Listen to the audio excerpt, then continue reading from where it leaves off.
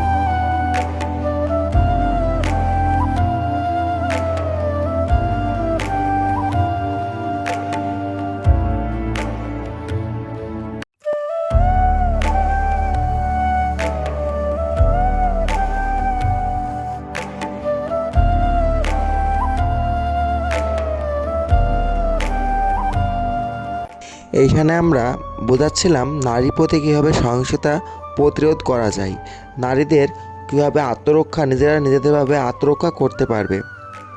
এছাড়াও আমরা বিভিন্ন ধরনের সচেতনমূলক কথা বলছিলাম।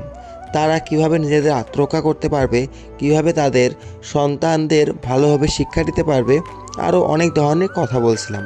বর্তমান সমাজে আমরা দেখতে পাই নারীদের প্রতি এবং পুরুষদের প্রতি অনেক ভেদাভেদ করে থাকে এবং আমরা বর্তমান সমাজে ইভটিজিং নামক একটি জিনিস দেখতে পাই যাদের নারীদেরকে উত্ত্যক্ত করে এবং বিভিন্ন ধরনের আকার ইঙ্গিতের মাধ্যমে নারীদের বিরক্ত করে থাকে।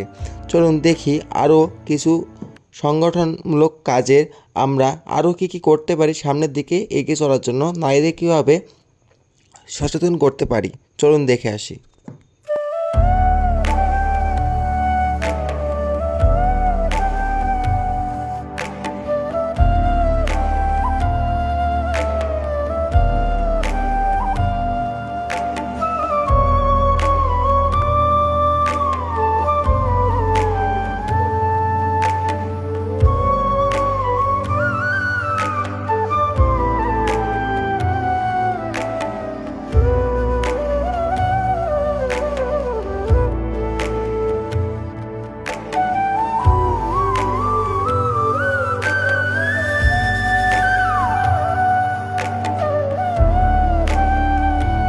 পরিশেষে আপনাদেরকেও ধন্যবাদ জানাই ধ্রুবতারা ইয়ুথ ডেভেলপমেন্ট ফাউন্ডেশন মেহেরপুর জেলা শাখার সাথে থাকার জন্য এবং নতুন নতুন ইভেন্টের ভিডিও দেখার জন্য পেজটিকে ফলো দিয়ে রাখুন।